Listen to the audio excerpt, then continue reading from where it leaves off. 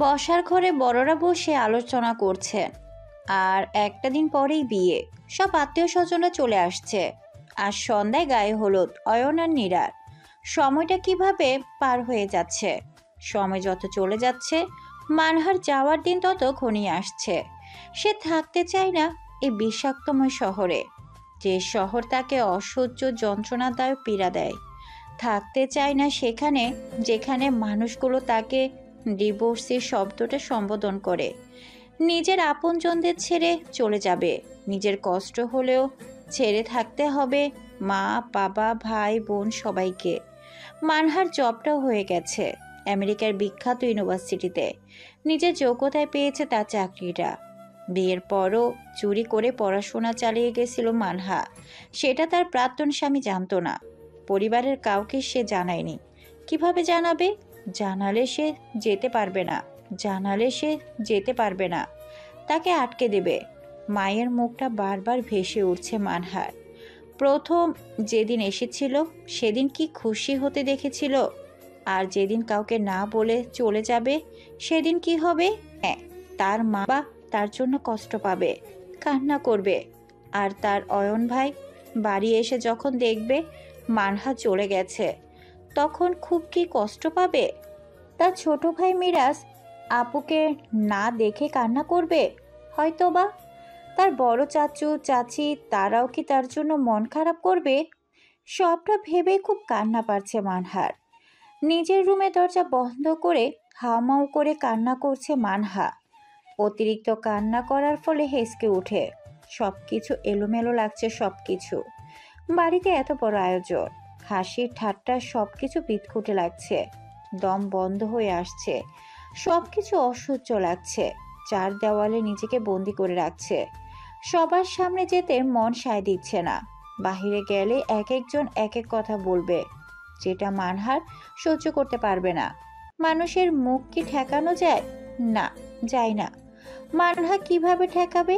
সে তো সবার মুখ থেকে ডিভোর্সের শব্দটা শুনতে হবে।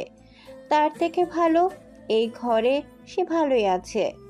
তার আর সব ভাই বোনেরা কি সুন্দর জীবন পার করছে, আর সে কিছু মানুষের তিক্ত কথা শুনতে শুনতে অভ্যস্ত হয়ে গেছে। ওই ভিন দেশে তাকে বলার মতো কেউ নেই। না আছে এদের মতো এক একটা অমানুষ, না আছে কুটনামি। সেখানে ঠিক মতো নিঃশ্বাসটা অন্তত নিতে পারবে, স্বাধীনভাবে বাঁচতে পারবে। তাকে বাধা দেওয়ার মতো কেউ নেই। নীরার গায়ে হলুদের জন্য তাদের বাগানটা খুব সুন্দর করে সাজানো হয়েছে। আপনার নিজের সব কিছু তদারকি করছে, নিজ দায়িত্বে সব অ্যারেঞ্জমেন্ট করছে। একমাত্র বোনের বিয়েতে কিছু কমতি রাখতে চায় না। নীরা খুব খুশি নিজের ভালোবাসার মানুষকে নিজের করে পাবে। এর মতো খুশি পৃথিবীতে আর একটাও নেই, মতো খুশি পৃথিবীতে আর একটাও নেই। সব ভালোই পূর্ণতা পায় না। নীরা খুব ভয়ে থাকতো যদি অয়নকে মেনে না নেয়, কিন্তু তাকে ভুল প্রমাণ করে সবাই অয়নকে মেনে নেয়। না মানার কোনো কারণে নেই, কারণ তাদেরও যেমন নাম ডাক আছে, অয়নদেরও তেমন নাম ডাক আছে। কালকে সারা জীবনের জন্য অয়নকে নিজের করে পাবে নীরা। পার্লারের মেয়েরা এসে সুন্দর করে হাতে মেহেদি দিয়ে দিছে, হলুদের জন্য সুন্দর করে সাজিয়েছে। ভারী মেকআপের জন্য নীরাকে চেনা দুষ্কর হয়ে গেছে। নীরাকে নিয়ে স্টেজে বসানো হয়। প্রথমে নীরার মা আয়েশা বেগম হলুদ ছোঁয়ান, তারপর একে একে সবাই নীরাকে হলুদ লাগায়। ক্যামেরাম্যান সুন্দর করে ছবি তুলছেন। অয়নদের বাড়ির ছাদে হলুদের অনুষ্ঠান করা হয়। অয়নকে ছাদে নেওয়া হয়, পিঁড়ির উপর দাঁড় করিয়ে দেয় অয়নকে। বাড়ির বয়স্ক মহিলারা তাকে হলুদ ছোঁয়ে, তারপর কাজিনরা। অয়ন ছাদে এসে সব জায়গায় চোখ বুলিয়ে নেয়, কিন্তু নির্ধারিত মানুষটাকে পায় না। অনেকক্ষণ ধরে খেয়াল করছে, মানহাকে পাচ্ছে না, বলতে তার ছায়া পর্যন্ত পায়নি। অয়ন পিঁড়ি থেকে নেমে যায়, সবাইকে বলে, আমি 5 মিনিট পর আসছি। সত্যি সত্যি 5 মিনিট পর ফিরে আসে অয়ন, সাথে মানহাকে নিয়ে। মানহা কিছুতেই আসবে না, কিন্তু অয়ন জোর করে আনছে। মানহাকে ব্ল্যাকমেল করছে যে সে যদি না যায় তাহলে সে হলুদ ছোঁয়াবে না, আর হলুদ না লাগালে বিয়ে হবে কিভাবে। মানহা বাধ্য হয়ে ছাদে আসছে। নিজের পাশে দাঁড় করিয়ে নিয়ে পিঠের উপর দাঁড়ায়। ইয়াসমিন বেগমকে হলুদ লাগাতে বলে। মুরব্বীরা হলুদ লাগানোর পর মানহাকে লাগাতে বলে। মানহা বাটি থেকে হলুদ নিয়ে অয়নের মুখে লাগাতে যাবে, এমন সময় অয়নের মামির কথায় থেমে যায় মানহার হাত। চোখ ছলছল করে ওঠে। এই মেয়ে দাঁড়াও, তুমি তো ডিভোর্সি, আর এই ডিভোর্সি মেয়ে হয়ে কিভাবে হলুদ ছোঁয়াবে? তুমি হলুদ ছোঁয়ালে ঘর অমঙ্গল হয়ে যাবে অয়ন বাবা। ইয়াসমিন, এটা হতে দিস না, আমাদের অয়নের কপাল পড়বে। এই কথা শুনে মানহা দৌড়ে চলে যেতে গেলে অয়ন হাত ধরে আটকে দেয়। অগ্নি দৃষ্টিতে তার মামির দিকে তাকায়। অয়নের তাকানো দেখে তিনি ভয় পেয়ে যান। আমতা আমতা করে ফের বলেন, অমন করে তাকাস কেন? আমি কিন্তু সত্যি কথা বলছি, তোর ভালোর জন্যই। আমরা ভালো, আমার ভালো আমি বুঝবো। আমার ব্যাপারে কাউকে না গলাতে হবে না। আর মামি, আমি আপনাকে যথেষ্ট রেসপেক্ট করি, বাট আপনি যদি আপনার লিমিট ক্রস করে ফেলেন তাহলে আমার কিছু করার নেই। আমি ভুলে যাব সম্পর্কের কথা। আপনি আমার মামি হন।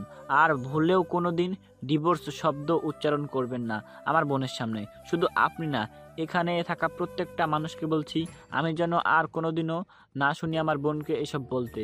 তাহলে তার সাথে খুব একটা ভালো হবে না, বলে দিলাম। বলে একটু থামে, তারপর একটু নিঃশ্বাস নিয়ে আবার বলতে শুরু করে। মানহা, তুই তো এমন না। তুই কেন মুখ বুজে সহ্য করে যাচ্ছিস? কেন প্রতিবাদ করছিস না? যে তোকে সম্মান করবে না তাকে কেন তুই সম্মান করবি? মানহা ভাইয়ের দিকে ছলছল নয়নে তাকায়, এখনই কেঁদে ফেলবে। আর শোনো সবাই, এখানে সবার সামনে মানহা আমাকে হলুদ লাগাবে। দেখি কে আটকায়, কার বুকে সাহস আছে মানহাকে বাধা দেওয়ার।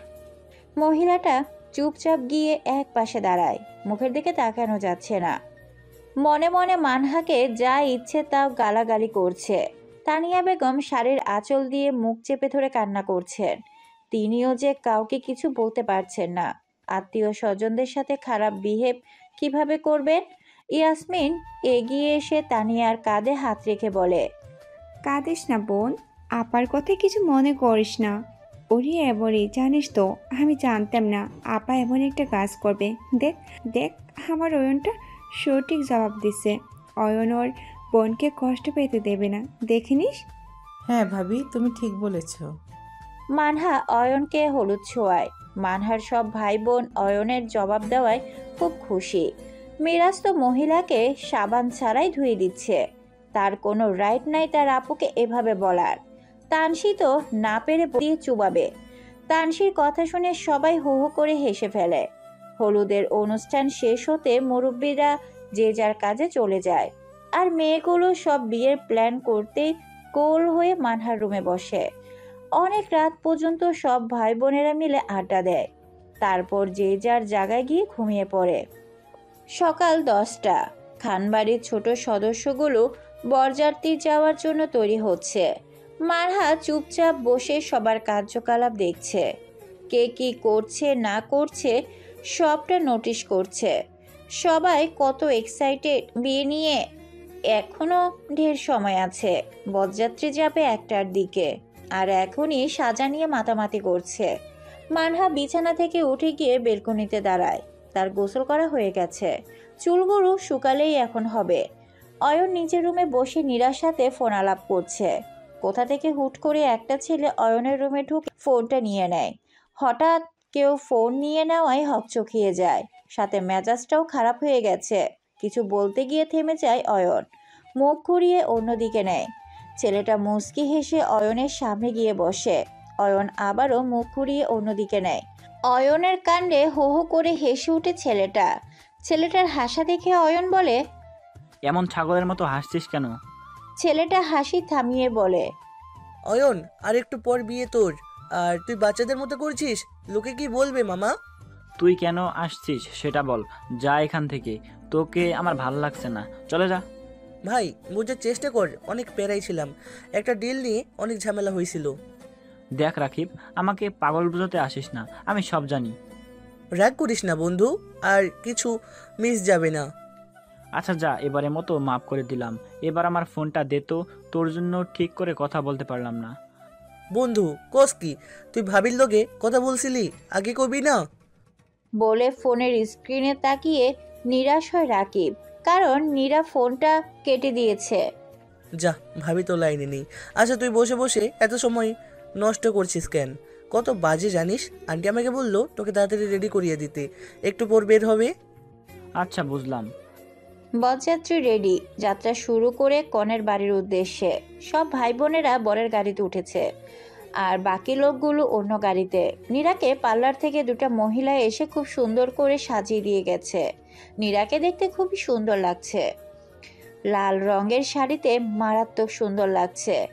নীরার খালাতো বোন বর্ষা হেসে হেসে বলে, আপু, আমি 100% শিওর দুলাভাই তোমাকে দেখলে হার্ট অ্যাটাক করবে। তোমাকে যা সুন্দর লাগছে। নীরা লজ্জায় মাথা নিচু করে বলে, চুপ কর, বেশি কথা বলিস কেন? ওরে বাবা, আমার আপু দেখি লজ্জা পাচ্ছে। আর কিছু বলার আগে বাহির থেকে আওয়াজ শোনা যায়, বর এসেছে, বর এসেছে। বর্ষা ছুটে চলে যায় গেট ধরতে। রুমে নীরা একা একা বসে আছে। নীরার অন্যরকম অনুভূতি সৃষ্টি হয়, যা এর আগে কখনো হয়নি। একটু পর সে অন্য কারোর হয়ে যাবে, যাকে সে নিজের থেকেও বেশি ভালোবাসে। অনেকগুলো ছেলে মেয়ে মিলে বরের গেট ধরছে। তাদের দাবি তাদেরকে 50,000 টাকা দিতে হবে। অয়ন চুপচাপ শুনছে, কারণ তার ভাইয়েরা মেয়েদের সাথে তর্ক করছে। তারা এত টাকা দিতে পারবে না, তারা 5,000-এর বেশি দিতে পারবে না। শেষমেশ 20,000 টাকা দিতে রাজি হয় অয়ন। অয়নের কাজে মিরাজরা অখুশি, কিন্তু কিছু বলে না। তারাও বাড়ি গিয়ে নিবে, ছাড় দেবে না। মানহা এসব ঝামেলা থেকে দূরে দাঁড়িয়ে আছে। মানহাকে এক পাশে দাঁড়িয়ে থাকতে দেখে আবরার এগিয়ে এসে মানহার পাশে দাঁড়ায়। কিছুক্ষণ পর বলে, আপনাকে খুব সুন্দর লাগছে মিস মানহা। শাড়িটা পরার জন্য অসংখ্য ধন্যবাদ। মানহা মুস্কি হেসে ধন্যবাদ বলে। দূর থেকে একজোড়া চোখ তীক্ষ্ণ দৃষ্টিতে তাকিয়ে আছে দুজনের পানে। তাদের মাঝে আরো কিছুক্ষণ কথা হয়, তারপর বিয়ের আসরে চলে যায়। 3 কবুলের মাধ্যমে অয়ন আর নীরার বিয়ে সম্পূর্ণ হয়। ধীরে ধীরে ধরণীতে সন্ধ্যা নেমে আসছে। এবার বিদায়ের পালা। নীরাকে আর আপন নীর থেকে চলে যেতে হবে, প্রিয় মানুষগুলো থেকে দূরে যেতে হবে। নীরা খুব কান্না করছে। মা বাবা ভাইকে জড়িয়ে ধরে ক্ষণে ক্ষণে কেঁপে উঠছে নীরা। আনোয়ার হোসেন অয়নের হাত ধরে নীলাকে তুলে দেন, একমাত্র মেয়েকে অন্য ঘরে দিয়ে দেন। নিজেকে সামলে রাখছেন, পুরুষের কান্না করতে নেই। আবরার সবার সামনে থেকে চলে যায়। বোনের চলে যাওয়া নিজ চোখে দেখতে পারবে না। অয়নের হাত ধরে শুরু করে এক নতুন জীবন। খানবিলা হয়ে উঠেছে, বউ এসেছে, বউ এসেছে। সবাই ঝাঁক বেঁধে আসছে বউ দেখতে। রাত 10টা। অয়নের রুমের সামনে দাঁড়িয়ে আছে মানহা, তানসি, মিরাজ, তাসকিন, মাইশা, রিয়া, আরও কয়েকজন কাজী। মানহা আসতে চাইছিল না, কিন্তু সবাই জোর করে আনছে। সে না থাকলে নাকি অয়ন তাদের টাকা দিবে না। তাই তো ভাই বোনদের খুশির জন্য নিজেকে হাসি মুখে প্রেজেন্ট করতে হলো সবার সামনে। অয়ন নিচ থেকে উপরে এসে নিজের রুমের সামনে সবাইকে দাঁড়িয়ে থাকতে দেখে নিচে নামার জন্য পা বাড়াতে তাকে জাপটে ধরে মিরাজ আর তাসকিন। অয়ন আর নড়তে পারে না। মানহা সামনে এসে বলে, ভাই তুমি কিন্তু কাজটা মোটেও ঠিক করছিলে না। আমি কি করলাম বোন? আমাদের হক আমাদের বুঝিয়ে দিয়ে তুমি রুমে প্রবেশ করো, তা না আমাদেরকে দেখেই পালাচ্ছ। ছি। আচ্ছা তোদের ডিমান্ড বল। তানসি চেঁচিয়ে বলে, 50,000 টাকার 1 টাকা কমেও ছাড়বো না। 50,000, বুঝছো ভাইয়া? হ্যাঁ, নয়, হ্যাঁ, সবাই একসাথেই বলে। আমার কাছে এত টাকা নেই, বিশ্বাস কর তোরা। অজুহাত বাদ দিয়ে আমাদের টাকা দিয়ে দাও। ভাবি তোমার জন্য অপেক্ষা করছে। বেচারা আর কতক্ষণ অপেক্ষা করবে বলো? নীরার কথায় মাথায় আসতে মুসকে মুসকে হাসে অয়ন। সেটা সবাই লক্ষ্য করেই বলে। হাসলে না ফাসলে। সবার কথায় অয়ন হকচকিয়ে যায়, তারপর বলে, ওকে তোদের টাকা দেব, বাট একটু কমিয়ে বল বোন, নইলে ফকির হয়ে যাব। সদ্য বিয়ে করলাম, এখনো বাসরটাও করতে পারিনি, তার আগে ফকির বানানোর ধান্দা করছিস তোরা? কাঁদো কাঁদো গলায় বলে, শুধু কথায় তো চিড়ে বেচবে না ভাইয়া। আচ্ছা 20,000 নেই, ক্যাশ আছে মাত্র 20,000, আর নেই। বিকাশে সেন্ড করো। মিরাজ বলে অয়নকে অগত্যা 50,000 টাকা দিতে হলো। পেয়ে অয়নের হাতে চাবি ধরিয়ে দিয়ে কেটে পড়ে সবগুলো। আর অয়ন নিজের রুমে ঢুকে পড়ে। নীরা ঘোমটা দিয়ে বসে আছে খাটে। অয়নকে দেখে নেমে এসে সালাম করতে যায়, কিন্তু করতে পারে না। তার আগে অয়ন নীরার হাত ধরে ফেলে। দুজনে ফ্রেশ হয়ে একে অপরকে জড়িয়ে ধরে শুয়ে পড়ে। দেখতে দেখতে অয়ন আর নীরার বিয়ের 10 দিন হয়ে গেছে। ছাদে দাঁড়িয়ে মানহা কারোর সাথে ফোনে কথা বলছে। তার টিকিট কনফার্ম হয়ে গেছে আর 2 দিন পর তার ফ্লাইট। পেছন থেকে কেউ একজন শুনে ফেলে তার কথাগুলো। মানহা কথা বলায় এতটা মগ্ন যে আশেপাশে কেউ আছে কিনা খেয়াল করেনি। 2 দিন পর দেখা হচ্ছে বলে কল কেটে দেয়। একটা পার্কে পাশাপাশি বসে আছে আবরার আর মানহা। মূলত মানহা একা বাহিরে বেরিয়েছিল, কাউকে সাথে আনেনি, নিজে কিছু একান্ত সময় কাটাবে বলে। কিন্তু ভাগ্যক্রমে আবরারের সাথে দেখা হয়ে যায়। ভদ্রতার খাতিরে বসতে বলে আবরার কোনো প্রশ্নবিহীন বসে পড়ে। মানহার দৃষ্টি দূরের বেঞ্চিতে বসা কাপলদের দিকে। কি সুন্দর দুজনে বসে আছে। মেয়েটা তার প্রিয় মানুষের কাঁধে মাথা দিয়ে রাখছে। মানহার চোখ ছলছল করে ওঠে। তারও তো জীবনটা এমন হতে পারত। মাঝে মাঝে অনুভূতিরা বড্ড পীড়া দেয়। আবরার মানহার দৃষ্টি অনুসরণ করে সেদিকে তাকায়, দেখে এক ধ্যানে তাকিয়ে আছে। আবরার গলা ছেড়ে বলে, অনুভূতি বড্ড খারাপ জিনিস মিস মানহা, সেটা আটকানোর কারো সাধ্য নেই। কখন কার উপর কেমন অনুভূতি হবে কেউ বুঝতে পারে না। মাঝে মাঝে অনুভূতির বেড়া জালে আটকে যায়। আমাদের দেহের সবচেয়ে দামি অংশ কি জানেন? কি? হৃৎপিণ্ড। আর সেই দামি অংশ যখন কারো আঘাতে ভেঙে চূর্ণ বিচূর্ণ হয়ে যায়, তখন মানুষের মনটা মরে যায়। আর মন মরে গেলে দেহটাও মরে যায়। মানুষ তখন ঘুণে খাওয়া কাঠের ন্যায় হয়ে যায়। উপরের রং স্বচ্ছ থাকলেও ভেতরটা রং চাটা হয়ে যায়। আবরার নিশ্চুপ হয়ে মানহার কথাগুলো শোনে। মানহা ভুল কিছু বলেনি। আসলেই তো, আমাদের উপরটা যেমন স্বচ্ছ, ভেতরটাও কি তেমনি স্বচ্ছ নাকি? না, ভেতরটা থাকে রংবিহীন। চুপ করে গেলেন যে? ভুল কিছু বলেছি আমি? আবরারের দিকে তাকিয়ে বলে, তেমন কিছু নয়, এমনিতেই। হঠাৎ কি মনে করে এখানে আসলেন? আবরার থতমত খেয়ে যায় মানহার প্রশ্ন। এখন কি বলবে? সে মানহার পিছু পিছু আসছিল। মানহা জানলে কি হলো? আসলে এখান দিয়ে যাওয়ার সময় দেখলাম আপনি ভেতরে ঢুকছেন, তাই ভাবলাম একটু দেখা করে যাই। ও, আপনি কি মনে করে আসছেন? কেউ আসেনি? সঙ্গ দেওয়ার জন্য কি সবাইকে পাওয়া যায়? কিছু কিছু সময় নিজেকে একাই থাকতে হয়। আপনি চাইলে আমি আজীবন সঙ্গ দেব। অন্য গোছর হয় না আবরারের কথা। কিছু বললেন? না না, কিছু বলিনি। ও, আজ উঠি, অন্য কোনো দিন আবার দেখা হবে ভাগ্যে থাকলে। এমন করে বলছেন যেন আজই চলে যাবেন। সেই রকমই। মানে? কিছু না। চলুন আপনাকে বাসায় পৌঁছে দিয়ে আসি। না থাক, আপনার কষ্ট করতে হবে না। আমার কিছু কাজ আছে, সেটা করে তারপর বাসায় যাব। আচ্ছা। মানহা চলে যায়। আবরার সেদিকে চেয়ে থেকে বলে, আপনাকে কোথাও যেতে দেব না মিস মানহা। আপনাকে আমার মণিকোঠায় গোপন করে রাখবো।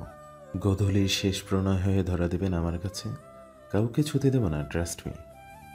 প্রণয় তুমি থমকে থাকো শেষ গোধূলির আলোয়। ভীষণ সঙ্গোপনে আমায় রেখো তোমার মণিকোঠায়। পিচঢালা রাস্তা দিয়ে নিরিবিলি হেঁটে যাচ্ছে মানহা। আশেপাশে কোলাহল, গাড়ির হর্ন, সবটা বিরক্ত লাগছে তার কাছে। আজ পণ করেছে হেঁটে হেঁটে বাসায় যাবে, আর কবে এমন সুযোগ পাবে তার ঠিক নেই। তাই সুযোগের সদ্ব্যবহার করাটাই উত্তম মনে হয় মানহার কাছে। গোধূলি বেলায় হাঁটাও হয়ে যাবে। খালি পায়ে হাঁটতে পারলে আরো ভালো লাগতো, কিন্তু এত এত মানুষের মাঝে সেটা বেমানান লাগবে। খুব কষ্ট লাগছে মানহার। চোখ দিয়ে জল গড়িয়ে পড়ে। সবাইকে ছেড়ে থাকতে তার যে খুব কষ্ট হবে, কিন্তু ভাগ্য যা আছে সেটাই হবে। হাঁটতে হাঁটতে একটা দোকানের সামনে গিয়ে দাঁড়ায়। সবার জন্য কিছু চকলেট নেবে বলে ভাবে, আর হয়তো দেওয়া হবে না। তাই ফুপা চলে গেছে। তাসকিন আর তানসি থেকে যায়। তারা আরো কিছুদিন থাকবে এখানে। তানসির ওখানে ভালো লাগে না। জন্মভূমি ছেড়ে থাকতে কার ভালো লাগে? কারোরই না। তাই তানভীর খান রেখে গেছেন 2 ছেলে মেয়েকে। তাদের ব্যবসার ক্ষতি হয়ে যাবে বলে তারা থাকেনি। পাড়ি জমিয়েছে সুদূর আমেরিকায়। মানহা দোকানে গিয়ে অনেকগুলো চকলেট আইসক্রিম নেয়, নিজের জন্য একটা ড্রিঙ্কও নেয়। ড্রিঙ্ক খেতে খুব ভালো লাগে তার। চকলেটের দাম মিটিয়ে আবারও হাঁটা ধরে। হাঁটতে হাঁটতে পা ব্যথা হয়ে গেছে, সেজন্য আর হাঁটবে না বলে ঠিক করে। একটা রিক্সা দেখে কিন্তু পায় না। রাস্তায় দাঁড়িয়ে অপেক্ষা করে কি রিক্সার জন্য। কোথা থেকে একটা বাইক এসে মানহার সামনে ব্রেক মারে। মানহা 2 কদম পিছিয়ে যায়। মাথার হেলমেট খুলে ফেলে ছেলেটা। মানহা বলল, আরে রাকিব ভাইয়া, আপনি এখানে কেন? আজ দেখি অনেকের সাথে দেখা হচ্ছে। হ্যাঁ আমি। আর কার সাথে দেখা হলো তোমার? এই মাঝ রাস্তায় দাঁড়িয়ে কার জন্য অপেক্ষা করছো? কারো জন্য না, রিক্সার জন্য দাঁড়িয়ে আছি। এখানে রিক্সা কই থেকে পাবা তুমি? প্রায় সন্ধ্যা হয়ে আসলো। আমার বাইকে উঠে পারো, নামিয়ে দেব। আমি ম্যানেজ করে নিব, আপনি যেতে পারেন। দেখো মানহা, দিন সময় ভালো না, কখন কি হয় বলা যায় না। তোমার ভালোর জন্যই বলছি, চলো। মানহা ভাবে রাকিব ঠিকই বলছে। সন্ধ্যা হয়ে আসছে, তাকে বাসায় যেতে হবে। বাসায় সবাই চিন্তা করবে। অনেক ভেবে চিন্তে রাকিবের বাইকে উঠে পড়ে। দূর থেকে একজোড়া চোখ সবটা দেখে।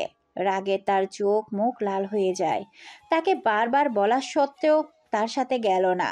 আর কোত্থেকে একটা ছেলে এসে বলল, অমনি রাজি হয়ে গেল। এটা ঠিক করলে না বোন বিড়াল? রাগে গাড়ি স্টিয়ারিং এর খুশি মেরে দেয় আর বলে, তুমি শুধু আমার, তোমাকে কার হতে দেব না বোন বিড়াল, তোমাকে আমারই হতে হবে। গাড়ি নিয়ে হাওয়ার চোটে চলে যায়। গাড়ির গতি এত জোরে দিছে যে সামনে থাকা গাড়িগুলো সব পেছনে পড়ে যায়। রাকিব বাসার সামনে এসে নামিয়ে দেয় মানহাকে। মানহা ধন্যবাদ বলে বাসার ভিতরে চলে যায়। মানহার দিকে এক দৃষ্টিতে তাকিয়ে থাকে।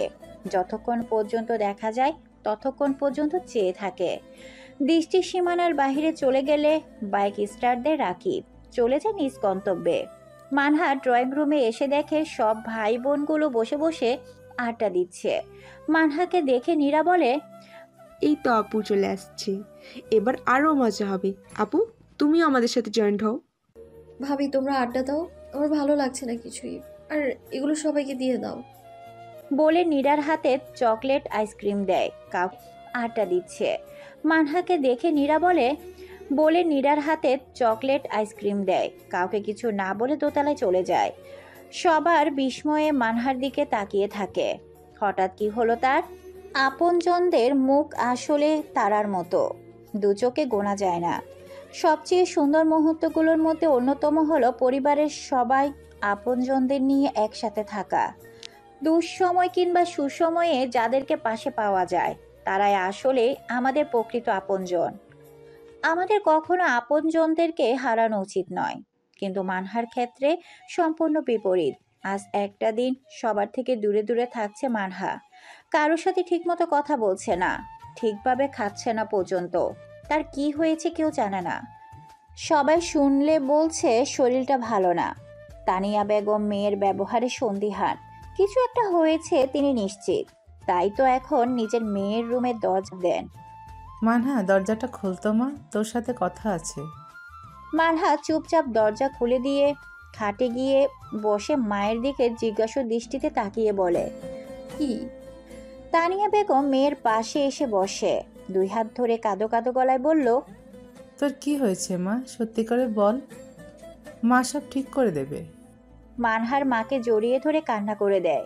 তানিয়া বেগম পরম যত্নে মেয়েকে বুকে আঁকলে নেন। ফের জিজ্ঞেস করে, বল মা, তোর কি হয়েছে? কিছু হয়নি মা, এমনিতেই কিছু ভালো লাগছে না। তোমাদের ছেড়ে থাকতে খুব কষ্ট হয় মা। তোকে তো কত করে বলেছি থেকে যা, তুই তো কারোর কথাই কানে তুলছিস না। এখানে আমার দম বন্ধ লাগে মা, মাঝে মাঝে নিঃশ্বাস নিতে পারি না। মনে হয় কেউ আবার সেই বিষাক্ত স্মৃতি তাড়া করে বেড়াবে আবার। সব ঠিক হয়ে যাবে মা, তুই খামাখা টেনশন করিস। তুই এখানে বস, আমি তোর জন্য খাবার আনছি, তোকে নিজ হাতে খাইয়ে দেব। মাথা নেড়ে সায় দেয়।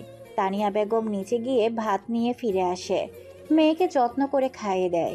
মানহা তৃপ্তি সহকারে খায়। মানহাকে রেস্ট নিতে বলে চলে যান তিনি। মায়ের চলে যাওয়ার দিকে তাকিয়ে থাকে মানহা আর বলে, আমায় ক্ষমা করে দিও মা, আর কবে তোমাদের সাথে দেখা হবে জানি না আমি। তোমাদের কথা খুব মনে পড়বে আমার। সন্ধ্যা 7টায় মানহার ফ্লাইট, সবকিছু গুছিয়ে রাখছে। সবার চোখ ফাঁকি দিয়ে যাবে যখন মাগরিবের নামাজ পড়তে যাবে সবাই। ড্রয়িং রুমে কেউ থাকবে না, আর তখনই বাসা থেকে বের হবে। দারোয়ান চাচাও নামাজে চলে যাবে, কেউ টের পাবে না। পুরো বাড়িটা এখন একটু ঘুরে দেখবে, সেজন্য রুম থেকে বের হয় মানহা। সারা বাড়িটা ঘুরে ছাদে গিয়ে দোলনায় বসে। মানহা খুব করে অনুভব করতে পারছে পরিবারের কাছে থাকা কতটা মধুর। পরিবারের কাছে থাকলে আলাদা শান্তি পাওয়া যায়। নীরার টাকে ভাবনায় ছেদ পড়ে মানহার। আপু তুমি এখানে? আর আমি সারা বাড়ি তন্ন তন্ন করে খুঁজে বেড়াচ্ছি, কোথাও পাচ্ছি না। বসে এখানে তোমার সাথে একটু গল্প করি, তাহলে সময়টাও পার হয়ে যাবে, কি বলো? মুস্কি হেসে বলে। নীরা মানহার পাশে বসে পড়ে। আপু তোমাকে একটা কথা বলবো, যদি কিছু মনে না করো। না, কিছু মনে করব না, তুমি নির্দ্বিধায় বলতে পারো। তুমি সবসময় মন খারাপ করে থাকো কেন? সবসময় হাসি খুশি থাকতে পারো না? হাসলে তোমাকে খুব সুন্দর লাগে। জানো ভাবি। উফ, আর পারা গেল না। মাথায় হাত দিয়ে কি? অবাক হয়ে জিজ্ঞেস করে। তুমি সবসময় আমাকে ভাবি ভাবি করো কেন? হ্যাঁ, নাম ধরে ডাকবে। তুমি ভাবি বললে কেমন আনইজি ফিল হয়। প্লিজ ভাবি ডেকো না আপুমনি। আচ্ছা বেশ, আজ থেকে নাম ধরেই ডাকবো, খুশি? হ্যাঁ, এবার বলো কি বলতে চাইছিলে। কিছু কিছু সময় আমাদের চুপ থাকতে হয়, পরিস্থিতি বুঝে কথা বলতে হয়। আর একাকিত্ব জীবনটা আমার কাছে প্রিয় হয়ে উঠছে। একাকিত্ব অসম্ভব সুন্দর। আর তুমি হাসার কথা বলছো না, আমি হাসতে ভুলে গেছি। হাসতে গেলে নিজের কাছেই কেমন যেন লাগে। তাই বলে তুমি হাসবে না? তোমারও তো জীবন, একটা জীবন্ত মানুষ হয়ে কি বাঁচা যায় বলো? তুমি মন খুলে হাসবে। চাইলেই সব কিছু সম্ভব না। অবশ্যই সম্ভব আপু। তুমি জানো না তোমার জন্য বাড়ির সকলে মন খারাপ করে, তোমার জন্য টেনশন হয় আপু। হ্যাঁ, চলো এখানে মন খারাপ করে বসে না থেকে নিচে যাই, সবাই মিলে কিছুক্ষণ আড্ডা দেওয়া যাবে। মানহা আর নীরা দুজন নিচে নেমে আসে। মিরাজ তাসকিন তানসিকে ডেকে নিচে আনে। অয়ন বাসায় নেই, শোরুমে গেছে, সন্ধ্যার আগে চলে আসবে বলছে। সবাইকে বসিয়ে রেখে কিচেনে চলে যায় নীরা। সে আগে থেকেই ফুচকা রেডি করে রাখছে। প্লেটে করে ফুচকা এনে টেবিলের সামনে রাখে। ফুচকা দেখে জিভে জল চলে আসে তানসির। তানসি ফুচকা খুব পছন্দ করে, কিন্তু আমেরিকায় তেমন পাওয়া যায় না, সেজন্য খেতে পারে না। বাংলাদেশে আসলেই ফুচকা খাবে। তানসি চেঁচিয়ে বলে উঠে, ওয়াও ভাবিমণি, তুমি ফুচকা আনছো? তাড়াতাড়ি করে আগে আমাকে দাও, আমার তর সইছে না। একটু অপেক্ষা করো তানুষি, সবাইকে দিচ্ছি। নীরা একে একে সবাইকে দেয়, শুধু তাসকিন বাদে। সে এসব ছাবে? তাসকিনের কথায় এক দফা হেসে নেয় সকলে। নীরা তাসকিনের জন্য নুডলস করে দেয়। খাওয়া শেষ হলে মিরাজ আর তাসকিন বাড়ির বাহিরে হাঁটতে যায়। আর দেখতে দেখতে সময় পেরিয়ে যাচ্ছে, আর মাত্র কয়েক ঘন্টা। তারপর চলে যাবে ভিন দেশে, যাদেরকে সে চিনতো জানতো, তাদের কাছে, যারা তাকে আপন করে নিয়েছে, যারা তার একাকিত্বের সময় সঙ্গ দিয়েছে, তাদের কাছে। হাজার কষ্ট হলেও চলে যেতে হবে। চারদিকে মসজিদের মাইকের আজান শোনা যাচ্ছে। মাগরিবের নামাজের সময় হয়ে গেছে। মানহা নিজেকে তৈরি করে নেয়, নিজের রুমটা ঘুরে ঘুরে দেখে। শখের জিনিসগুলো আবারও ছেড়ে যেতে হচ্ছে, ভাবতেই বুক ফেটে কান্না বেরিয়ে আসে। কিন্তু কাঁদে না, নিজেকে সামলে নেয়। সামনে আগালে আর পিছু হটবে না, কোনো পিছু টান সে রাখতে চায় না। আবরারের দেওয়া শাড়িটা পরে মুখে মাস্ক, মাথায় হিজাব বেঁধে নেয়, হাতে ব্র্যান্ডের ঘড়িটা পরে নেয়। আয়নায় নিজেকে দেখে, পারফেক্ট, আর কিছু করা লাগবে না। এবার চুপিসারে বাড়ি থেকে বেরোতে পারলেই হবে। হাতে থাকা সাইড ব্যাগটা চেক করে সবকিছু ঠিকঠাক আছে কিনা। ব্যাগ দেখতে গিয়ে মাথায় আকাশ ভেঙে পড়ে। তার পাসপোর্ট ভিসা কই গেল? সে তো সাইড ব্যাগে রাখছিল। লাকিজ খুলে কাপড় চোপড় উল্টে পাল্টে তন্ন তন্ন করে খোঁজে, কিন্তু নির্ধারিত জিনিসটা পায় না। তার সম্পূর্ণ মনে আছে সে ব্যাগে রাখছে, তাহলে গেল কোথায়? মাথায় কাজ করে না মানহার। কি করবে এখন? হাতে বেশি সময়ও নেই। এখন কি করব আল্লাহ? কেন সবকিছু এমন হয় আমার সাথে? আমার ঘরে কি কেউ এসেছিল? কিন্তু কে আসবে? পাসপোর্ট কেন নেবে? আর কোনো উপায় না পেয়ে মাকে ডাকে। তানিয়া বেগম মেয়ের ডাকে ছুটে আসে। মানহাকে এমন করতে দেখে জানতে চায় কি হয়েছে। আর তুই সেজেগুজে কোথায় যাবি এখন এই সন্ধ্যায়? মামার পাসপোর্ট কোথায়? আমি ব্যাগে রেখেছিলাম, তাহলে গেল কোথায়? আমার রুমে কে এসেছিল? তানিয়া বেগম অবাক হয়ে জিজ্ঞেস করেন। তুই পাসপোর্ট কি করবি? মা, বেশি কথা না বলে জানলে বলো তো প্লিজ। আমি সত্যি জানি না। মানহা পাসপোর্ট খুঁজতে ব্যস্ত, তখন পেছন থেকে কেউ একজন বলে, ওটা খুঁজে লাভ নাই, পাসপোর্ট আমার কাছে। দুজনে পেছনে তাকিয়ে অবাক হয়ে যায়। বিস্ময়ে মানহার মুখ অটোমেটিক হা হয়ে যায়। ঘোরে বলে, তুমি ভাই, তুমি আমার পাসপোর্ট নিয়েছো, বাট ওয়াই? কেউ যদি চুরি করে বাসা থেকে পালাতে চায় তাহলে আমার কি করার আছে? কিছু না কিছু তো করতেই হতোই। তুমি কি করে জানলে? চোরের মন পুলিশ পুলিশ বোন, তুই যতই আমাদের কাউকে না বলে বাসা থেকে চলে যেতে চাস না কেন, পারবি না। আমাদের এতগুলো মানুষের চোখ এড়ানো সম্ভব না। অয়ন, তুই কী সব বলছিস? মানহা চলে যাবে মানে? কোথায় যাবে? তোমার মেয়ের কাছে শুনে দেখো না। ভাই, তুমি কি করে জানলে সেটা তো বলো। অয়নের মনে পড়ে যায় সেদিনের কথা। আবরার অয়নকে ফোন দিয়ে তার সাথে দেখা করতে বলে ইমার্জেন্সি, খুব আর্জেন্ট কথা নাকি। অয়ন তাড়াহুড়ো করে শোরুম থেকে আবরারের সাথে দেখা করতে যায়। তাদের বাসা থেকে 10 মিনিটের দূরত্বে একটা পার্কে। আবরার সেখানে বসে অপেক্ষা করছিল অয়নের জন্য। অয়ন সেখানে পৌঁছালে তাকে সমস্ত কথাগুলো বলে।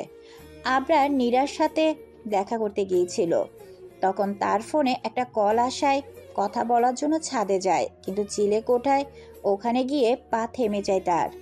মানহা কারোর সাথে ফোনে কথা বলছে, সে এই বলে আর 2 দিন পর তাদের দেখা হচ্ছে। এই শহরে থাকতে তার দম বন্ধ হয়ে যাচ্ছে, সবকিছু বিষাক্ত লাগছে। আবরার এক কথায় বলে মানহা দেশ ছেড়ে চলে যাচ্ছে, কাউকে না জানিয়ে। অয়নের কানে শুধু একটা কথাই বাজছিল, মানহা দেশ ছেড়ে চলে যাবে। সে বেঁচে থাকতে কখনোই এটা হতে পারে না, সে আটকাবে। কিন্তু কিভাবে? অনেক ভেবে চিন্তে সিদ্ধান্ত নেয় মানহার পাসপোর্ট, ভিসা সব নিয়ে নিবে। আর ঠিক তাই করে। মানহা বাসা থেকে বের হলে তার রুমে গিয়ে অনেক খুঁজে খুঁজে সাইড ব্যাগ থেকে খুঁজে পায়, আর সেটা নিজের কাছে গোপনে রেখে দেয়। সেটা কেউ জানে না, বা অয়ন কাউকে বুঝতে দেয়নি। মানহার ডাকে ভাবনায় ছেদ পড়ে অয়নের। হ্যাঁ বল। তুমি কিভাবে জানলে আমি চলে যাব? আমার পাসপোর্ট দাও তাড়াতাড়ি, আমার দেরি হয়ে যাচ্ছে। কিছু কিছু কথা না জানাই বেটার, সব কথা জানতে হয় না। আমি কিভাবে জানলাম সেটা বড় কথা নয়, বড় কথা তুই কিভাবে এটা করতে পারলি। তোর বিবেকে বাঁধলো না? একবারও বাড়ির কারো কথা মনে আসেনি? আমাদের কথা না হয় বাদই দিলাম, ছোট মার মুখটাও কি তোর চোখের পাতায় ভাসেনি? একটিবার ভাবলি না তোর এই কাজের জন্য বাড়ির সবাই কষ্ট পাবে? আর তুই চলে যাবি বলছিস, কিভাবে যাবি যদি পাসপোর্ট না দেয় তাহলে? ভাইয়া, অনেকগুলো টাকা দিয়ে টিকিট কেটেছি, আর বাকিটুকু আর বলতে পারলো না অয়নের ধমকে। এখনো চলে যাবি বলছিস? আরে এমন আরো টাকা যাক না, তাতে আমার কিচ্ছু যায় আসে না, বুঝছিস? অয়নের চেঁচামেচি শুনে বাড়ির সবাই মানহার রুমে চলে আসে। মানহার বাবা আর বড় চাচু উপরে চলে আসে। অয়ন তাদেরকে বাসায় আসতে বলছে, অনেক ইম্পর্টেন্ট কাজ আছে তাই বলে। অয়ন কখনোই এত জরুরিভাবে আসতে বলে না, সেজন্য দুজনে বাসায় আসছেন। মিনহাস খান মেয়ের কাজে বাকরুদ্ধ হয়ে গেছেন, মুখ দিয়ে তার কোনো কথা বেরোচ্ছে না, কথা বলার ভাষা হারিয়ে ফেলছেন। মানহা মাথা নিচু দাঁড়িয়ে আছে, চুপচাপ চোখের পানি ফেলছে। তারই বা কি করার ছিল? মানুষের এত অবহেলা, তুচ্ছ তাচ্ছিল্য সহ্য হয় না তার। তাদের কথাগুলো বুকে গিয়ে বাঁধে। কিছু কিছু মানুষের কথাই উত্তর দিতে পারলেও কোথাও গিয়ে বাঁধে। মানহার বড় চাচু মিলন খান মানহার কাছে গিয়ে 2 হাত দিয়ে আলতো করে চোখের পানি মুছে দেয়, কাঁদতে মানা করে। ফের বলে, মামনি রে, তোকে আমরা কেউ ভালোবাসি না। এমন একটা ডিসিশন একা নিতে পারলি? কাউকে জানানোর প্রয়োজনটুকু মনে করলি না? এতটাই পর করে দিলি আমাদের। চাচ্ছু, তোমরা সবাই ভুল বুঝছো। তোর চাচু তো ঠিকই বলেছে, তোকে আমরা কেউ ভালোবাসি না। যদি আমাদের ভালোবাসাটা বুঝতিস তাহলে আজ এই দিন দেখতে হতো না। চুরি করে নিজের বাড়ি থেকে কেউ পালায়? যা, চলে যা, দরজা খোলা আছে, তোকে কেউ আটকাবে না। অয়ন, তুই ওর পাসপোর্ট দিয়ে দে। বলে মুখ চেপে ধরে কান্না করে। মা তুমি। খবরদার আমাকে মা বলে ডাকবি না। আমি যদি তোর মা হতাম তাহলে এভাবে পর করে দিতিস না। মানহা এবার বাবার কাছে যায়। আব্বু, তুমিও কি সবার মতো আমায় ভুল বুঝছো? মিনহাস খান চুপ করে দাঁড়িয়ে আছেন। মানহা টের বুঝতে পারছেন সবাই খুব রাগ করছে, সাথে অভিমানও করছে।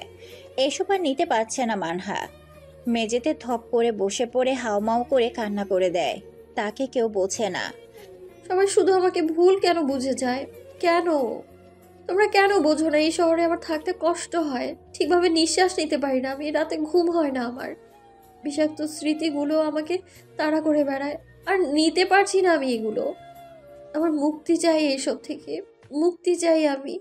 কেউ পারবে দিতে? চুপ করে আছো কেন? জানি তো কেউ পারবে না। নীরা আর তানসি দৌড়ে এসে মানহাকে ধরে। দুজনে মানহার কান্না দেখে কান্না করে দেয়। তানসি মানহাকে জড়িয়ে ধরে। খুব কষ্ট হচ্ছে। তানসি আপুর কষ্ট সহ্য করতে পারে না। পুরো বাড়িটা নিস্তব্ধ। মনে হচ্ছে খান বাড়িতে কোনো মানুষই নেই। একটা শব্দ পর্যন্ত নেই। মানহা দাঁড়িয়ে আছে বেলকনিতে। হ্যাঁ, সে যেতে পারল না। তাকে যেতে দেওয়া হয়নি, আটকে দিল সবাই। বেলকনি গ্রিল ধরে এক মনে তাকিয়ে আছে আকাশের পানে।